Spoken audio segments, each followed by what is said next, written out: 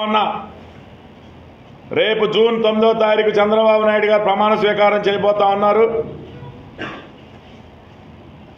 ఎవరైతే వాళ్ళకి సహకరించిన పోలీస్ అధికారులు ఉన్నారో,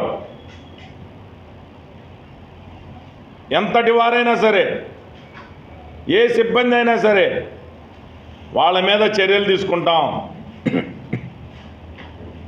మేమేమో 200 మీటర్ల అవతల, వాళ్ళేమో గేటు ముందు.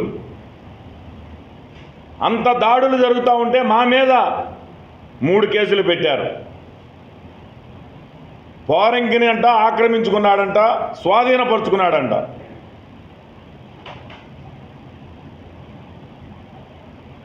రేపు ఎన్నికల ఫలితాల తర్వాత మళ్ళీ ఇక్కడ అడ్రస్ ఉండవు, ప్యాకప్ చేసుకుంటావు. నువ్వు వలస పక్షివి.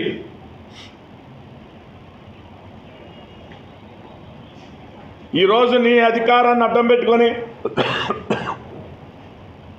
ఎవరైతే విర్రవీగారో వాళ్ళ పరిస్థితి ఏ విధంగా ఉంటుందో నేను హెచ్చరిస్తా ఉన్నా. రాజకీయాలు గెలవటం కోసం, ప్రజాసేవ చేయటం కోసం ఉపయోగించాలి తప్పితే భౌతికంగా దాడులు చేయటం కోసం ఉపయోగిస్తే మాత్రం ఎప్పుడూ అధికారం శాశ్వతం కాదు. వచ్చేది తెలుగుదేశం పార్టీ. తప్పకుండా ఎవరైతే నీ అనుచరులు ఉన్నారో, నిన్ను చూసి పెట్టరేగిపోయినా వాళ్ళందరికీ వడ్డీతో సహా చెల్లిస్తాం. నా మీద 3 కేసులు పెట్టినప్పుడు జోగి రమేష్ అనే వ్యక్తి ప్రత్యక్షంగా అక్కడ అల్లల్లో పాల్గొన్నప్పుడు అతని మీద ఒక కేసైనా పెట్టారా? వాళ్ళ కొడుకులు, వాళ్ళ బామ్మర్దులు, వాళ్ళ అల్లుళ్ళు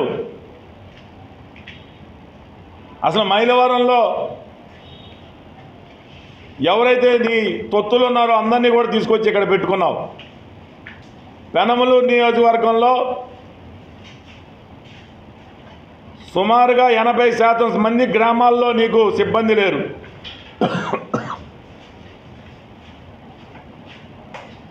ఏదో ఒక విధంగా అక్రమాలు చేసో, లేకపోతే మాకు వచ్చే ఓటర్లను భయపెట్టో నువ్వు గెలవాలని చేసే ప్రయత్నం విఫలమైంది.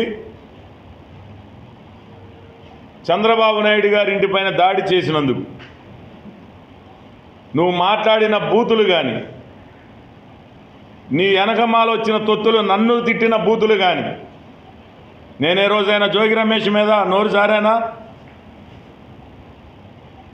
అక్కడున్న సిబ్బంది బూతులు తిడతా ఉంటే అతని తొత్తులు సినిమా చూసినట్టు చూస్తూ ఉన్నాడు. మహిళలను పట్టుకొని, బీసీలు పట్టుకొని అందరిపైన దాడులు.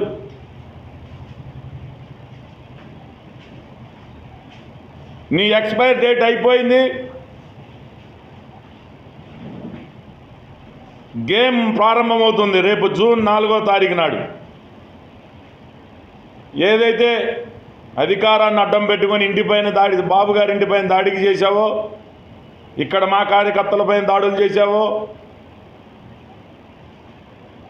నీ రౌడీజం రేపు చూపించు. మేము మా కార్యకర్తల్ని అదుపులో పెట్టుకొని కంట్రోల్ చేసుకున్నాం కాబట్టి పోరంకి నుంచి నువ్వు బయటికి వెళ్ళావు. మేము కనుక ఒక్క మాట అని అంటే పోరంకి హై స్కూల్ పరిధిలోనే నిన్ను